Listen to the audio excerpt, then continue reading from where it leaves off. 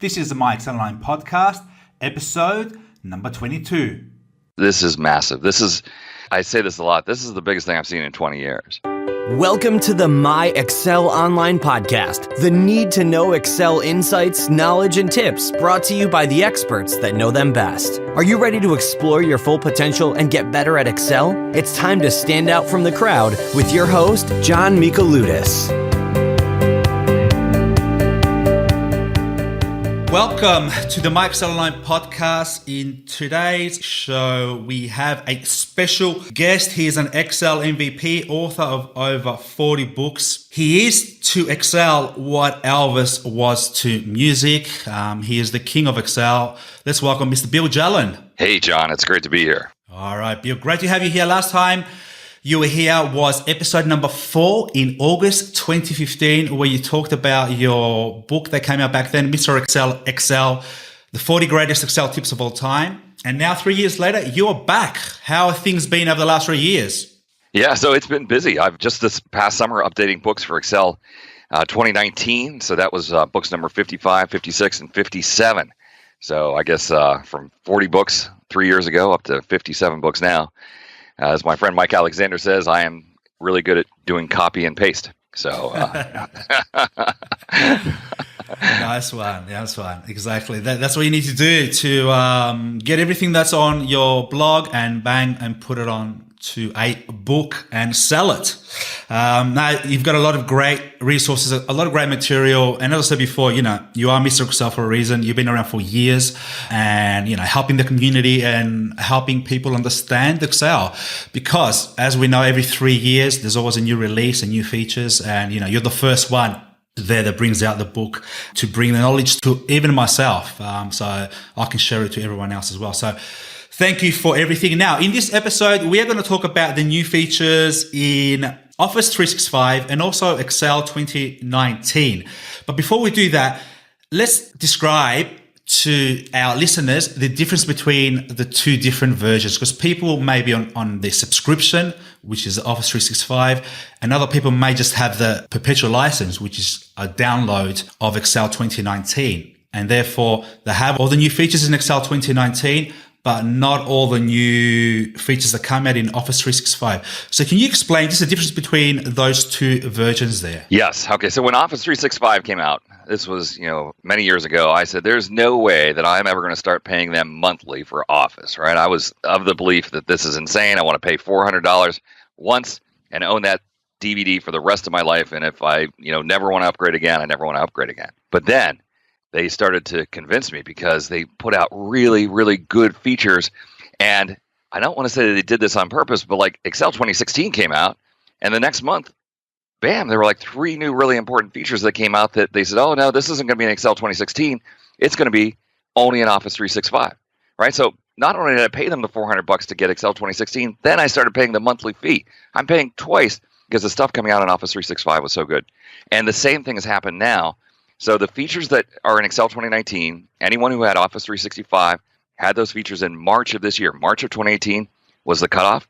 If the feature wasn't in Office 365 by March of 2018, then it's not in Excel 2019. So when Excel 2019 came out during the Ignite conference last month in September, it was already obsolete because the Office 365 features had been 6 months ahead. So this is really the first time that a perpetual version of Excel came out, Excel 2019, that was obsolete on day one. In my opinion, no one should be buying the perpetual versions of Excel. The only reason you should buy a perpetual version of Excel from now on is if for some reason you don't have the internet. If you're in a top secret government facility where no internet in, no internet out, well, yeah, then you're going to have to go buy the DVD. Or, if you're in Antarctica and there's no internet there, or if you live on Mars, yeah, definitely customers for Excel 2019. But if you have the internet, it will cost you less, and you'll get more features, and you'll get more features sooner with Office 365. It seems like it's the only way to go from here on out. Yeah, and also you don't only get Excel with Office 365. You get Word, you get PowerPoint, you get everything else. Plus, they add the cloud service, OneDrive, so you can actually store your files in OneDrive. I think they give you, is it 500 gigs or 1 terabyte? Just depends on the plan. So you get that added as well. You also get to share your licenses with 5 different people in your office or in your house.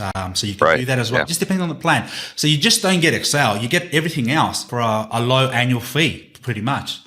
Yeah, that's right. For me, all the extra stuff, that's fine. But I'm all about I want the latest and greatest features. If there's some new function in Excel, some new chart in Excel, I want to be on that leading edge and be able to use those functions. And the list of functions, like if you ask me what's new in Excel 2019 and someone who is an Office 365 user is listening to this, they're going to be like, well, I had all that stuff last year. And you're right. You did have all that stuff last year. The new features in Excel 2019 are things that Office 365 people have been enjoying for more than a year, like co-authoring, allowing multiple people to edit the workbook at the same time. The ability to set pivot table defaults. Heck, I had that last year in 2017 in Office 365. 2 new charts, the filled map chart and the funnel chart. The ability to insert 3D models and icons and some accessibility improvements for people who are using screen readers and things like that. But all of that stuff, none of that's new for an Office 365 user. They've all had that for more than a year. It's just finally the Excel 2019 people who have been stuck using the Excel 2016 or 2013 features now for 3 or 6 years. They're finally just catching up. I don't want to say that Microsoft is being hostile to these people, but they're really cutting them short. If you're buying Excel 2019, the perpetual version, you're not getting the latest and greatest stuff, and you won't get anything new. And like the new features that came out on Office 365 won't be out until Excel 2022. You're going to be 3 years before you get the stuff that the Office 365 people have right now.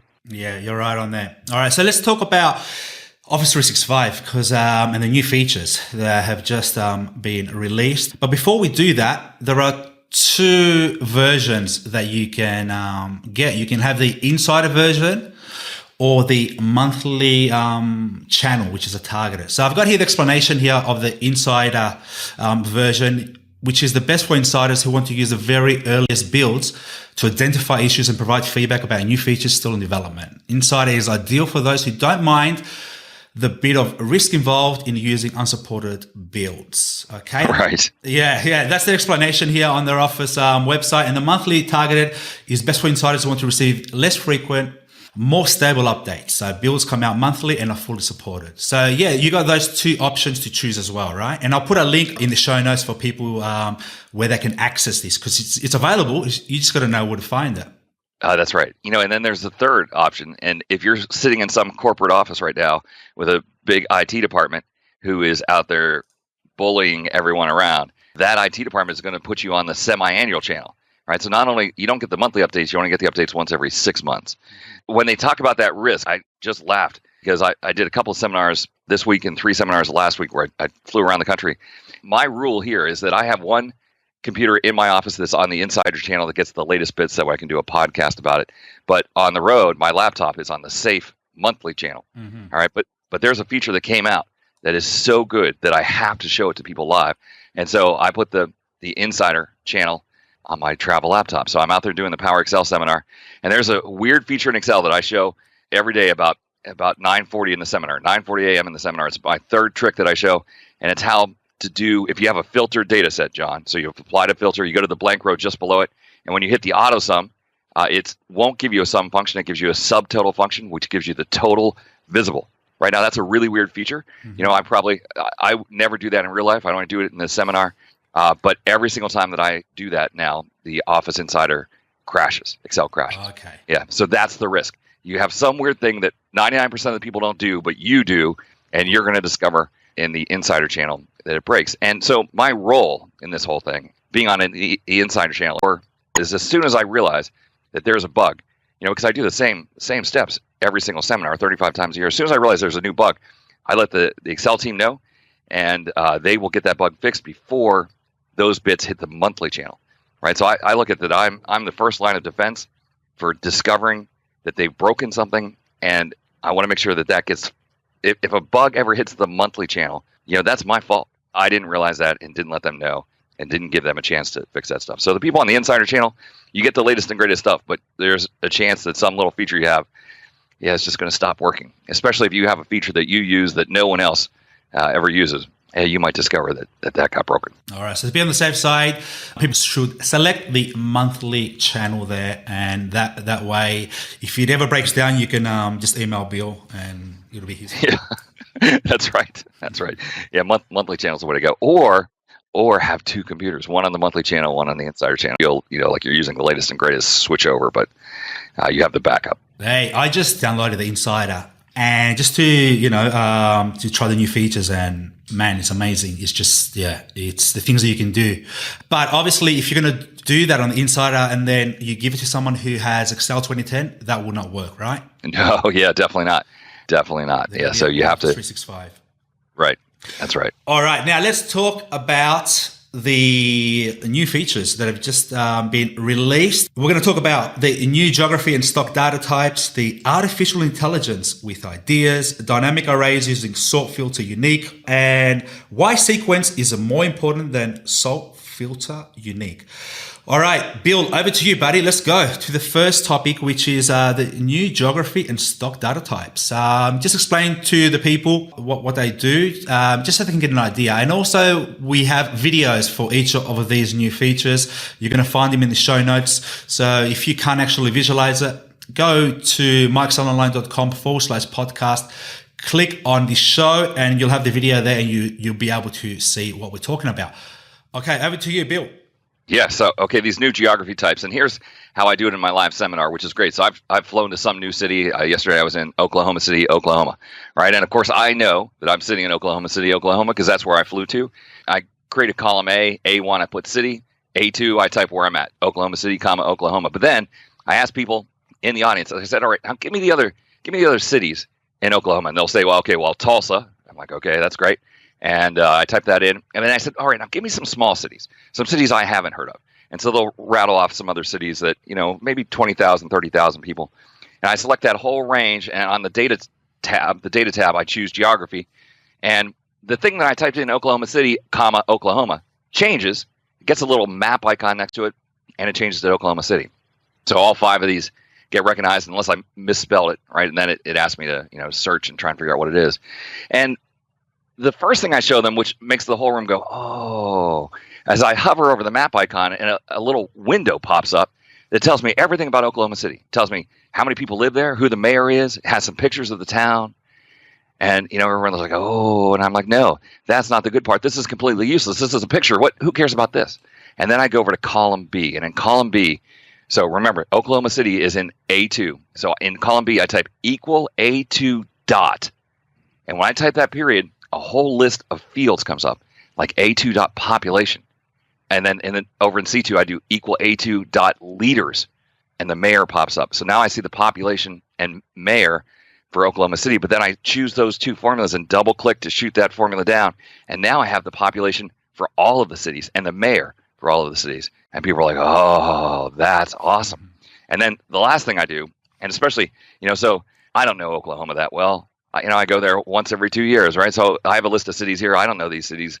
And I say, all right, I make this into a table. And then in the table drop down for city, I said I want to sort the cities lowest to highest by longitude. And it sorts the cities west to east. That's not even a field in my table, but yet I can sort by these other things that Excel knows about those geographies. All right, so it's really cool to gets the data from the internet. So in theory, well, like with population, that's not going to change every day. But if you had something that was changing every day, like stock price, oh yeah, it would update when you recalculate the spreadsheet. Yeah, this is cool. And also, if you put your data into an Excel table, you convert it to an Excel table, it brings up a plus sign where you can add a column, and then it has a whole list you can choose. For example, agricultural land area, birth rate, calling code, capital. And say, let's click on birth rate. It brings up a new column called birth rate, and it gives you the values. So you don't have to put in a formula. You can also do the Excel table and then just click from the drop down the columns that you want to see, and that is very, very powerful, isn't it? Oh yeah, that's funny. I've never used that plus sign. I always just go type equal A2 dot and then look through the tooltip that pops up. But that definitely using the table. You're a formulas guy, aren't you? Yeah, right. Yeah, I am always bad at using the table. people in my seminars will say, why aren't you using a table for that? And I was like, yeah, tables are great and everything, but I have a couple of problems with tables. And so I try and avoid tables. So yeah, you got me on that one. The table is definitely a better way to go. And also you can do for example, if you have the country or the state and population, those two columns, you can go to insert and map, and you can click on that and it brings the whole map of the world and it highlights your cities that are in the table and also the population. Darker color means more population. So it's a great feature as well. And this is just awesome. It's really good. And then if you type a new row, right? So you talked about adding the plus sign there. If you type a new row below, so just below the table, you type a new row, a new city, it'll automatically convert that city to a geography and it'll fill in the other columns for you as well. So it works really well. Oh, it's beautiful, beautiful, great feature. And this is just time saving, isn't it? All these features, it allows you just to make reports quicker. That's the way that I see it. And it's a great feature. All right. Now, the stock data types. Okay. Now, this is the same general formula nomenclature that you're going to use here. Stock data types, you in a column, type some publicly traded stocks, and it could be not just stocks on the New York Stock Exchange, but stocks on stock exchanges around the world. So I'll type in Microsoft, let's say, and maybe Apple. And then on the data tab, I will convert those to stocks. And this time, instead of a little map, it's a little symbol of like a Roman building with columns out front. I don't know why that's the symbol for the stock data types. But then same thing there. I can now ask for all kinds of things. I can ask for equal A2.CEO, and it'll tell me who the head of the company is. Equal A2.price, equal A2 last closing price. I can even do equal A2.shares outstanding and then calculate price times shares outstanding to get market capitalization. All sorts of great information there.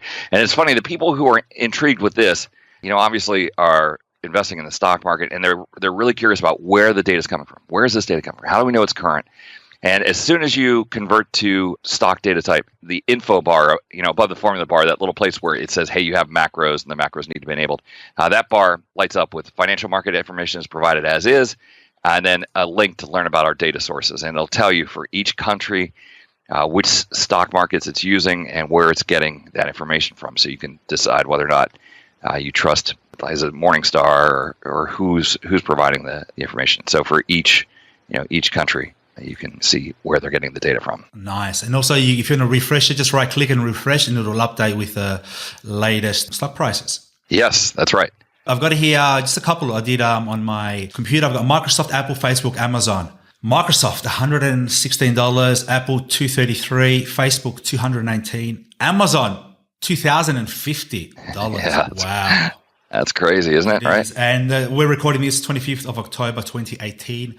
This is a great feature because a lot of people ask, how do you get, stock data into Excel? And this is just beautiful, isn't it? Just easy and quick and stable. The old way to do this, I always used an old-fashioned web query, not the new Power Query, but the old-fashioned web query. And that would be great. I was getting my data from finance.yahoo.com, that webpage. But as soon as they reorganized their webpage and added a new table, and what I used to be getting was table 4, it's now table 5, well, everything would break. That's no fun, right? You're relying on this. It works great for 72 straight days, and then you show up one day and you have other things to do, and the web query doesn't work anymore, so you have to start over. This is just so much better that we don't have to worry about the thing breaking. It's always going to work. A great reason to upgrade to the latest version of Office 365. Fantastic. Man, I love those two. What is a VLOOKUP formula? Powerful liquid solution. What does VBA stand for? Very big application. What do you believe is your Excel level? Advanced. Introducing the MyExcel Online Academy, a professional learning system proven to get you to your next Excel level fast, starting in either beginner, intermediate, or advanced courses based on our initial assessment. Each course level teaches and expands upon must-know Excel features like formulas, pivot tables, charts, Power Query, Power Pivot, macros, and VBA. Upon completion of each level, you receive a certificate before progressing to the next course level. And each month, brand new Excel video tutorials and resources are released to keep increasing your skills. You can also access our member-only Excel resources and get support from our Microsoft certified teachers.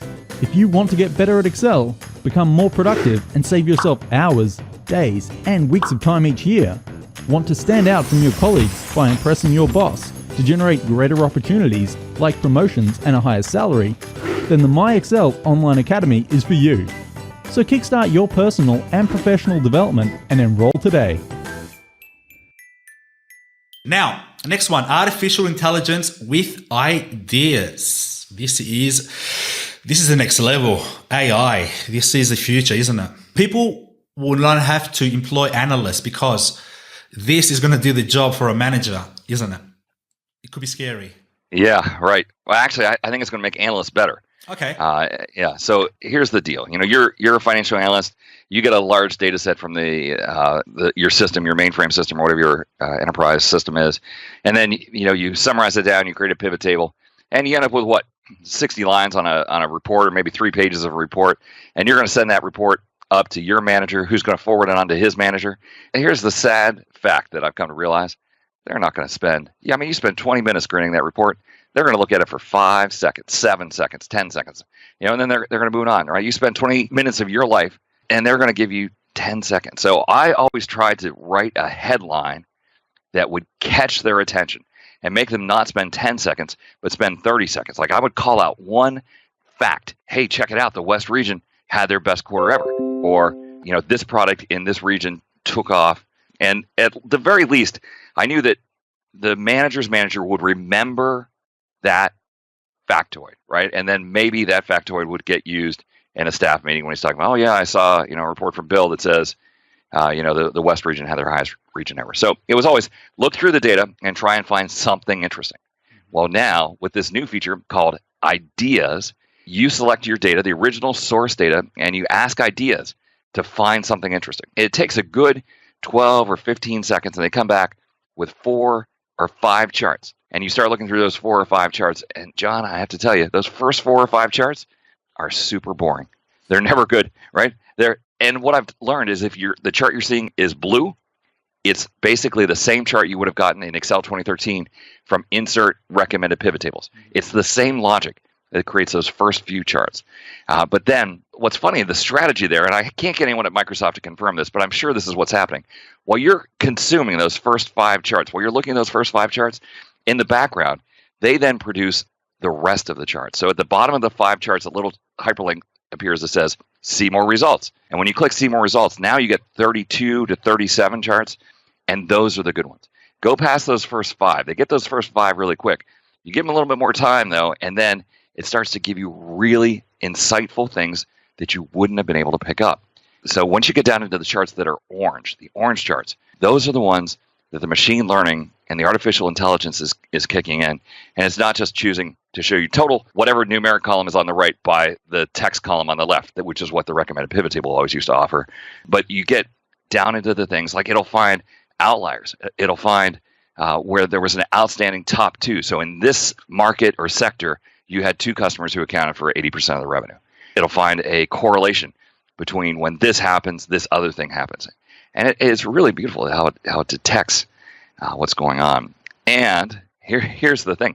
So it's machine learning, which means that right now it's an infant, right? It's brand new, and it's trying to find interesting things, and it presents 37 charts. If you would take the time to, on the couple of charts, answer the question, is this helpful? Right? Imagine if 1 million people would vote for a chart, is this helpful? Well, that information goes back to the algorithm, and the algorithm will learn which charts are actually good charts.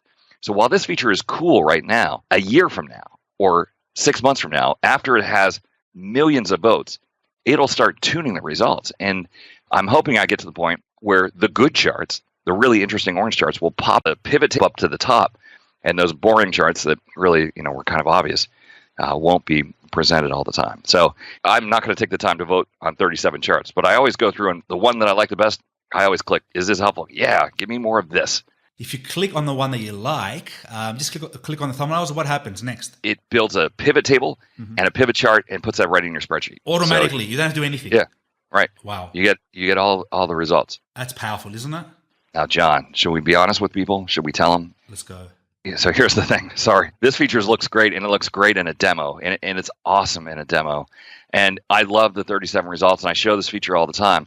But I had one chart that I thought was really fascinating. It said, hey, you have 3 days that were outliers in this data set.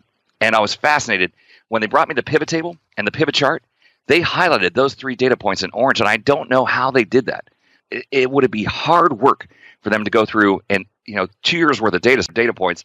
They isolated the 3 days, and they changed the color of those 3 points in the chart, which I guess if I was really bored, I could go through and spend 6 minutes doing that, but it just happens automatically. But here's the downside. So imagine that you have a data set that's changing constantly. So you get a new data set, and you put that data set in your pivot table, and now the 3 days that were outliers are no longer outliers. Some other days are outliers. Yeah, the logic in the chart to highlight which days were outliers doesn't work anymore. They're not smart enough to have those charts automatically update. So I sent a note back to the Excel team. Like, well, wait a second, this is great, but I need to be able to refresh the data and have you realize which the outliers are. And right now, it's not that smart. You could just kind of hear the silence on the other the line, and they're like, yeah, you're right. That's not going to do that. But maybe it'll come around. This is a great first step, and I love. They'll release a feature and say, this is what we have right now. Give us your feedback, and as time goes by, and especially with Office 365, it might be 6 months and they put out a new version of this, and it'll get smarter. It's a great first thing. And here's my other fun statistic, John. I am the king of weird Excel facts. Think about Excel. We have the Home tab, right? The Home tab. It starts out with paste, cut, copy, format, painter. I've heard that when someone on the Excel team creates a new feature, almost invariably, the person who created that feature says, this is so important. It should be on the Home tab, right? And the Home tab has not changed. The order of icons on the Home tab has not changed since January 30th, 2007. January 30th, 2007 was the last time that anything changed on the Home tab. This feature, the Ideas feature, is the first feature in 11 years to break into the Home tab, right? So in all the features they've created in the last 11 years, they all ended up on some other tab, the Data tab or the Insert tab or something like that. This is the first time in 11 years that the Excel team thinks this feature is so important and so good that they will put it on the Home tab, right? So right there, that's the first time in 11 years to get a new feature on the Home tab is the Ideas feature. That tells you how much they believe in ideas. It is. And it is Ideas on the far right-hand side with a flash, a blue lightning bolt. That's it. Yeah, that's right. It. Ideas preview.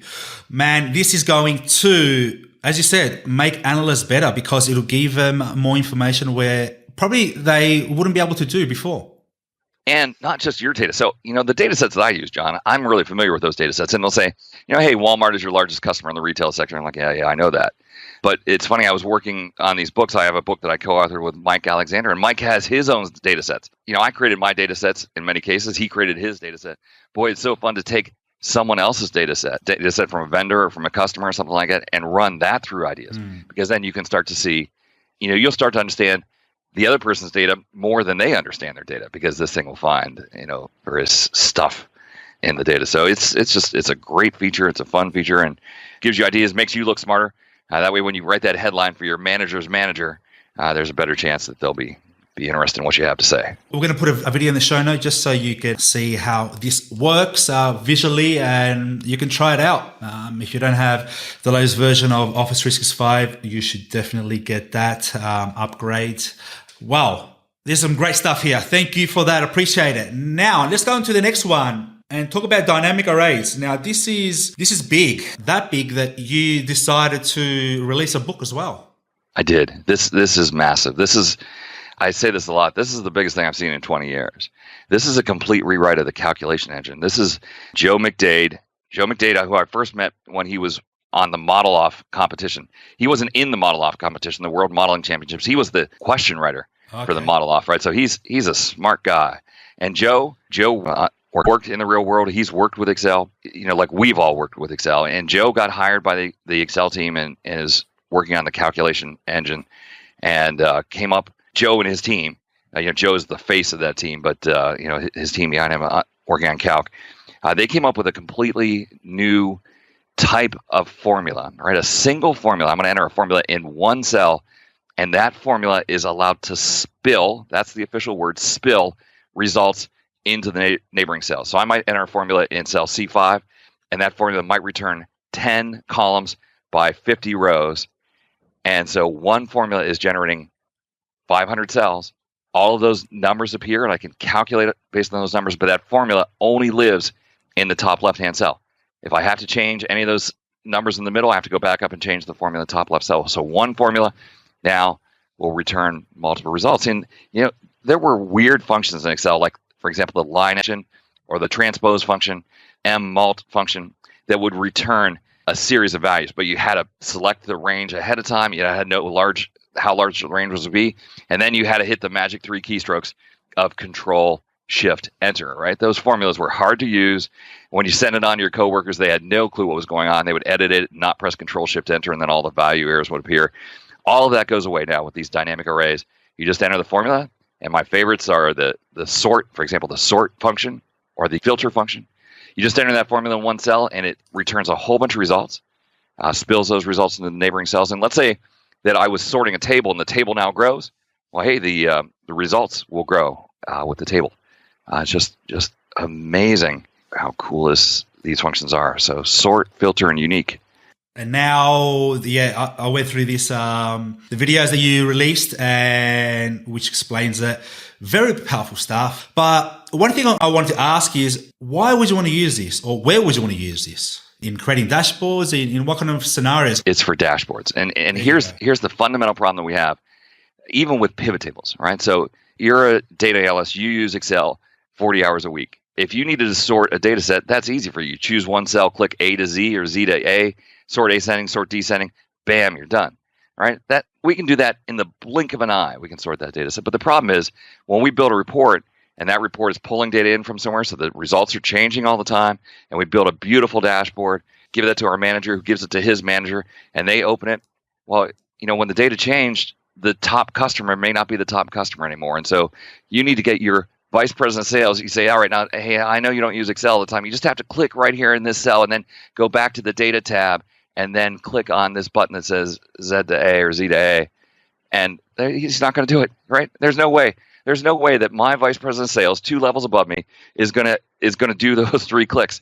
And so what, am I going to write a macro? Now he has to make sure that macros are enabled. This is never going to happen. But if I now have a function called equal sort, and sort will sort the underlying data so that way the top customers are at the top, then every time he opens his workbook, bam, it's just going to be there. Maybe I have a slicer, and the slicer, then the filter function will return all the items that match the slicer. Or the unique function. The unique function will give us a list of unique items that are in a list. So all kinds of great things we can do with sort and filter and unique. And then there's that's a list of 3. I'm going to give you 3.5. The SORTBY function lets me sort a list of names by some other column. It's kind of a weird offshoot of the sort function. So those three are just awesome function. Now, you don't have to use Control Shift Enter. That's old news. Yeah, right. Control Shift Enter is dead. Control Shift Enter is dead. And by the way, for those of you that watch videos on YouTube, I'm sure you've seen Mike Girvin, the Excel is Fun channel. And Mike has an awesome book that I have here on my bookshelf called Control Shift Enter, 350 pages of impossible formulas, just insane formulas that will let you extract all the unique values from a list or extract the unique values that match something. And I love Mike, and I love Mike's book, and that book is dog-eared, and I use it all the time. I called Mike the day that I got these. I said, Mike, I love your book, but this 20-page chapter is now going to be 3 sentences, right? This has become so much easier. And we laughed. We said, instead of calling the book Control Shift Enter, the new title is just going to have to be Enter, because you don't have to press Control and Shift anymore. We're talking about unique. Can we take a detour, an unplanned detour? This will be a 5-minute detour.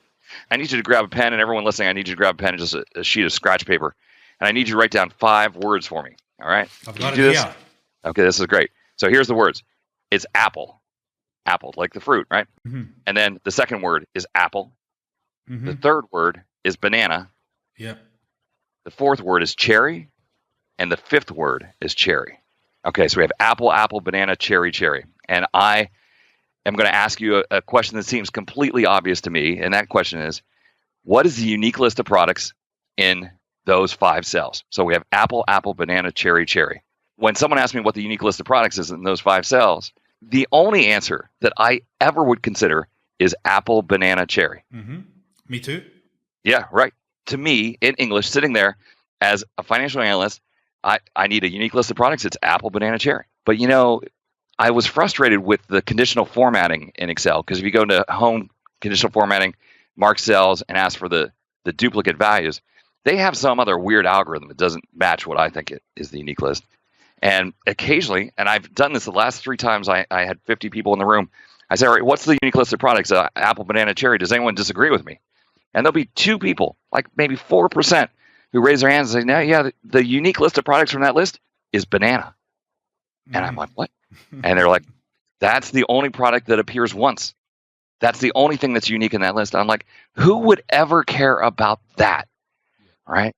It just frustrates me. But the people who see that as banana as being the unique, they say that what I'm calling as unique, apple, banana, cherry, is a distinct list.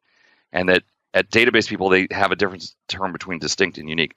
So the great news, there's this vast argument over what is unique, is that this new unique function in Excel has a third argument that says, we're going to give you Bill's way, which is apple, banana, cherry, or give you the wrong way, which is just banana. Now, the tooltip doesn't actually say it's Bill's way and the wrong way, but that's the way it is, right? It's the way that any normal person would think, and then the database people. So the great news is that Joe understood this divide. He called the function unique, but it will actually either give you distinct or unique depending on your definition. So I just kudos to Joe McDade and his team for understanding that there is this difference. 96% of the world understands what unique is, and then these 4% who don't get it and have this other weird definition of unique, well, he can make them happy as well. Love it, love it. All right, so go there, dynamic arrays, sort by, filter, unique. It's going to change the way you create dashboards. And you've also got here dynamic arrays in the equals A3 pound. Hashtag. So here in the United States, we call that a number sign, yeah, or a pound sign. But when I was in England and I called it a pound sign, they looked at me like I was nuts, because their pound sign is their currency symbol, which is the funny looking L kind of thing. And they call it a hash. It's that thing. It's a Twitter hashtag, isn't it? Thank you. A Twitter hashtag. There you are. All right. We have the ability to say like equal A2, and we have the ability to say equal $A, $2, the absolute reference, or a mixed reference with $A2 or $A or a $2. But now there's a brand new thing, which is equal A2 hash. A2 hash says, don't just give me the value in A, give me the value in A and all of the spilled results. So, for example, if I would ask for equal sum of A2 hash, it's going to give me the sum of all of the results from the unique or the filter or the sort function. So this brand new nomenclature. And it's funny, Joe McDade doesn't have a word for this, and we're trying to figure out what the best word for that nomenclature is. And the funniest one I have is Ingeborg Haverhorst, who's down in New Zealand. She started calling it the spiller. The spiller, the spiller reference. So while a lot of others have been suggested, in my head, I always think of it as the spiller. So equal A2 hashtag, brand new nomenclature to return all of the results that the dynamic array format A2 is giving us. So a lot of new features there for you guys to check out. Just give it a go. And then once you get used to it, you won't go back. You will not go back to the other formulas or to Control Shift and Enter, because this is going to make your life that much easier. All right. The final topic that we're going to cover is why sequence is more important than sort, filter, and unique. Okay, so let's go to cell A1 and type equal sequence, open parenthesis, 10, close parenthesis, press enter, and bam, it gives you the numbers 1 through 10. All right, and I looked at that and said, well, that is so weak, right? This is for someone who doesn't know to type in the number 1 and grab the control handle when you drag it down to get the numbers 1 through 10. It's like this compared to how cool sort, filter, and unique are, sequence seems completely lame that it'll do that. Now, that's just the first argument. So 10 is the number of rows. So if I would ask for 10, 5, it'll give me 10 rows, 5 columns of numbers. So in the first row, 1, 2, 3, 4, 5. Next row, 6, 7, 8, 9, 10. Right, so I can generate a range of sequential numbers. Still seems like just nothing exciting. And then the next thing I can do is say what number I want to start at. So I want to start at 10, and I want to jump by 7. So 10 rows, 5 columns, start at 10, jump by 7. Gives me 10, 17, 24, 31, 38. 45, 52, 59, right? And it's just like, this is weird.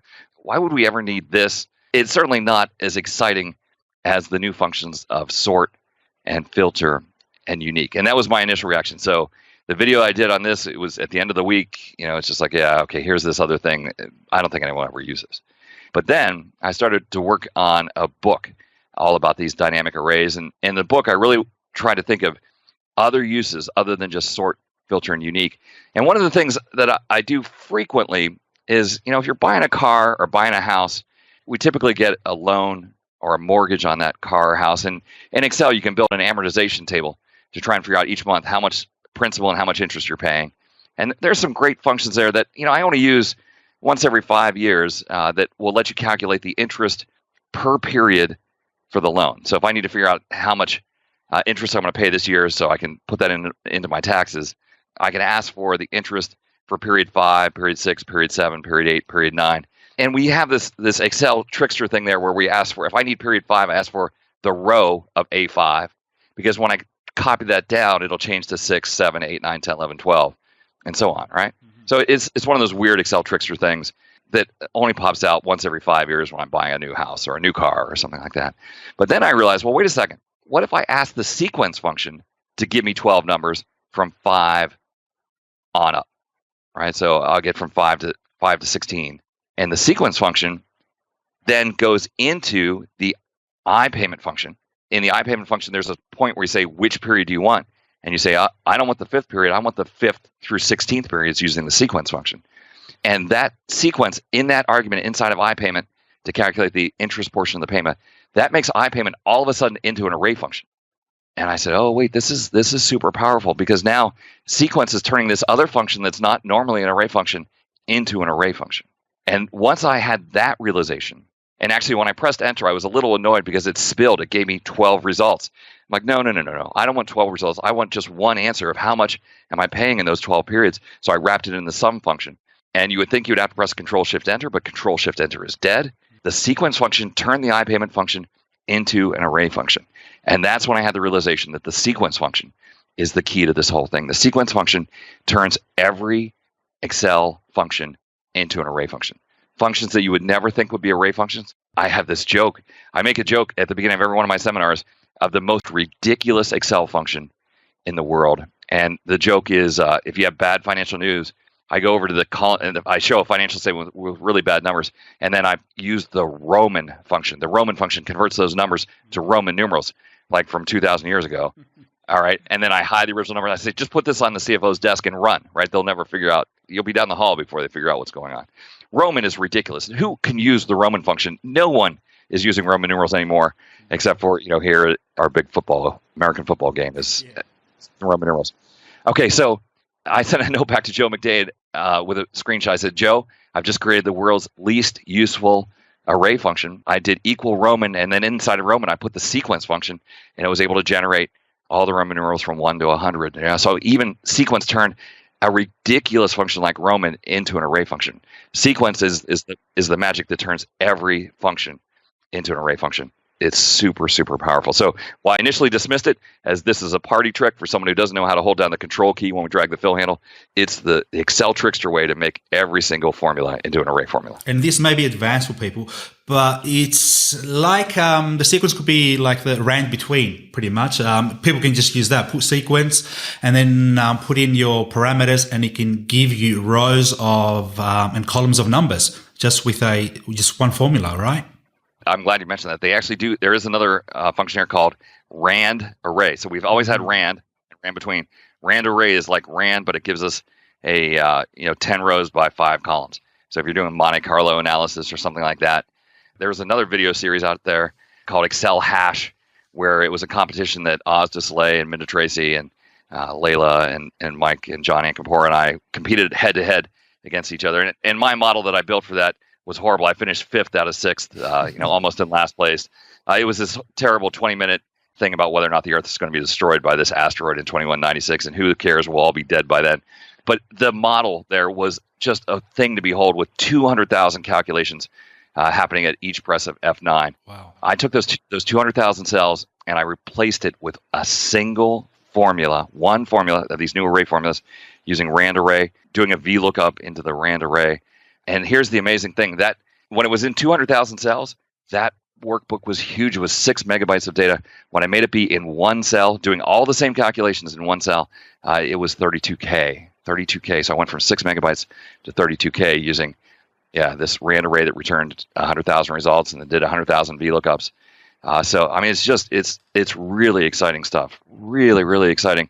And right now, 1% of the people on Insiders have it. Wait till this gets out to the whole world. Everyone who has Office 365 will have this, and people a lot smarter than me will be out there just doing amazing things that we've never even thought of with these dynamic arrays. It's the one that's really going to change everything. Nice one. And when is this going to be released? Because we're in October 2018. When is this going to be available to the people out there in Office 365? Yeah, so if you're in Office 365 and if you're on the Insider channel, the Risky channel, you now have it. As of yesterday, October 24th, everyone who's on the Insider channel has it. Now, they're being really slow about this because they're worried. They're really worried that this is going to break some add-ins that have been out there for a long time. Might have been taking advantage of something called implicit intersection without realizing they were taking advantage of it, and it might break the add-ins. And in fact, I had one of my friends who's an MVP had one of his add-ins break. And he's like, well, wait a second, I wasn't using implicit intersection, but he was. He didn't realize he was using it, but he was taking advantage of it.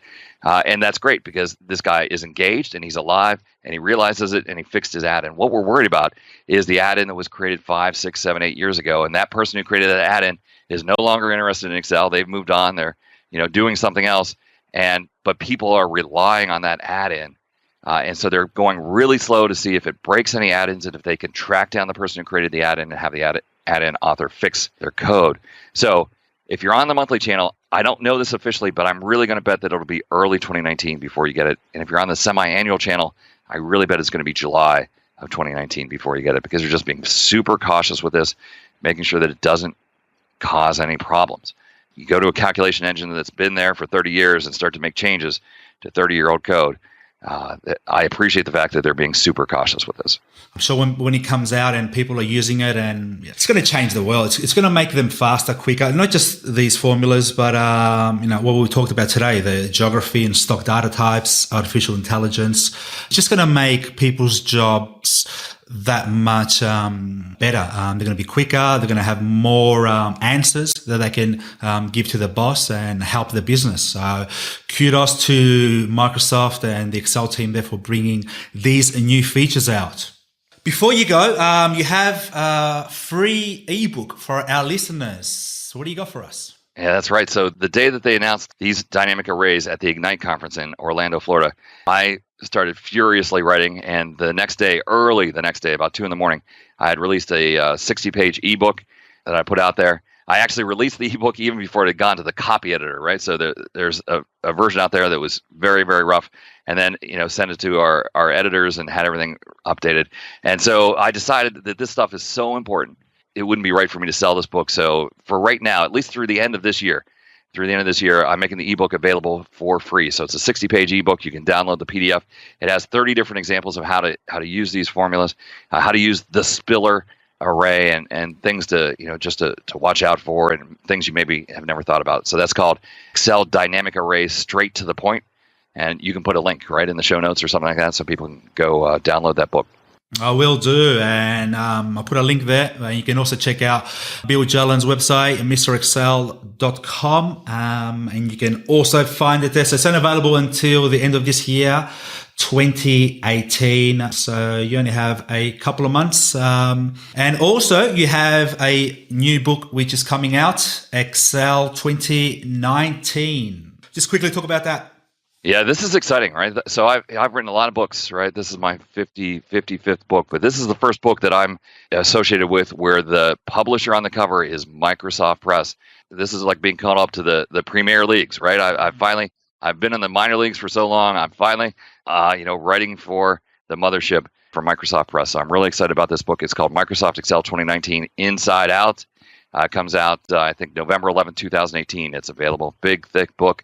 This is the book that competes with the Excel 2019 Bible. And, it's one of those top 3 books about Excel 2019. And, hey, I got to be completely honest with you. The title says Microsoft Excel 2019, but the opening line of that book is you should not be buying Excel 2019.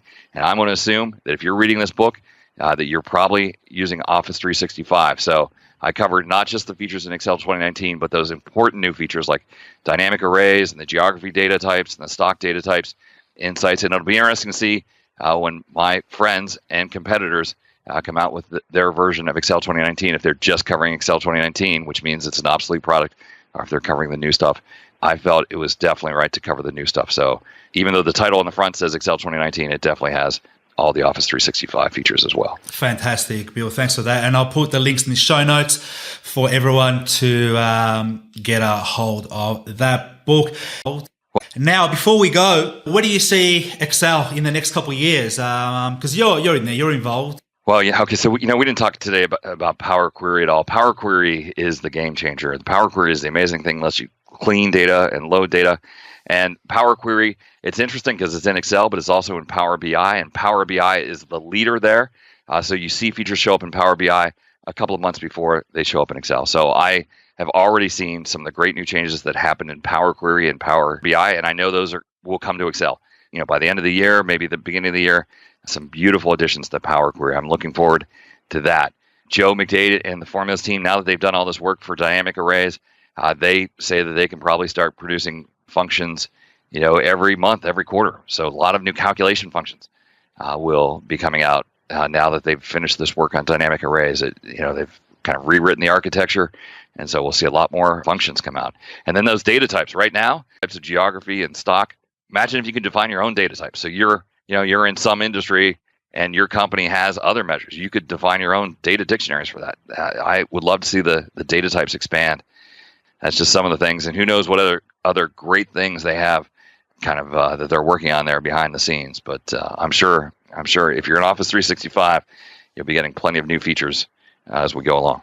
Bill, mate, thank you very much for being part of this show. I know 3 years ago you were in episode number 4, but I'm not going to wait 3 years to get you back again. All right. Okay? Thanks. Best of luck with the book and everything you do. YouTube channel there. We're going to put the links in the show notes there. Good luck, and let's get you back sooner. All right. Sounds great. Thanks, John. Hey, thank you for listening to this awesome podcast show. I hope you got a lot of information. I've just got to let you know that we have opened the doors to our latest online course. It is called the MyExcel Online Academy. It is a monthly or annual access membership course where you get access to 3 courses for beginners, intermediates, and advanced users. So you get access to all those 3 courses, and within there you have the different Excel features that we teach you, which include formulas, pivot tables, macros and VBA, analysis, charts, Power Query, Power Pivot, and many more features. Now, there are over 300 Excel video tutorials. There are short video tutorials that you can view, and you also get the workbooks that go along with each video tutorial, and you can also download those Excel workbooks and keep forever on your desktop, and you can practice. That's a great feature. You also get new videos added each and every month. So whenever a new feature comes out, we're going to include it. We're going to make sure that you have the latest and greatest features covered in this online course. Now, you also get a certificate of completion. So when you complete one course, you get a certificate of completion, and then you go to the next course and you get the same thing. So you can have 3 certificate of completions for beginners, intermediate, and advanced courses. And it goes to show to your boss that you are an Excel expert. Also, you get our 30-day money-back guarantee. Plus, we have special limited time bonuses. You get 6 of these bonuses. They're worth over $1,000. You get them for free. You get access to our recorded webinar trainings. You also get quarterly live Q&A webinars.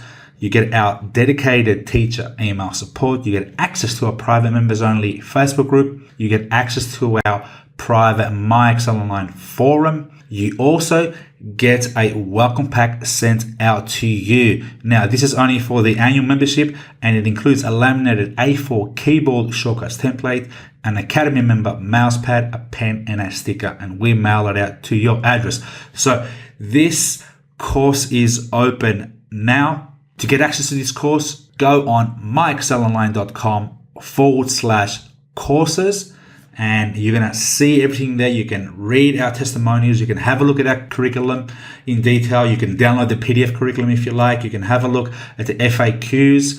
You can look at some sample videos and have a look at all the bonuses there. So go on there now. It is an awesome course. We have nearly 1,000 students that have already signed up. And I'm sure it's going to change the way that you work with Excel. Now, look, if you're really serious about getting better at Excel and advancing your Excel level and skills, if you want to save hours each day, days each week, and weeks each year, if you really want to improve your professional development to achieve great opportunities like a promotion, a higher salary, and also knowledge that you can take to another job, all whilst impressing your boss and standing out from your colleagues and peers, then this course is for you. What you got to do is go on MyExcelOnline.com/courses and you'll have a look at this awesome My Excel Online Academy. We cannot wait to see you on the inside so we can make you better at Excel. We hope you enjoyed this episode of the My Excel Online podcast. Be sure to subscribe and share this with your colleagues so they can reach their full Excel potential. You can also visit MyExcelOnline.com/podcast for show notes as well as John's online Excel courses and free tutorials to help you stand out from the crowd. Until next time, keep excelling.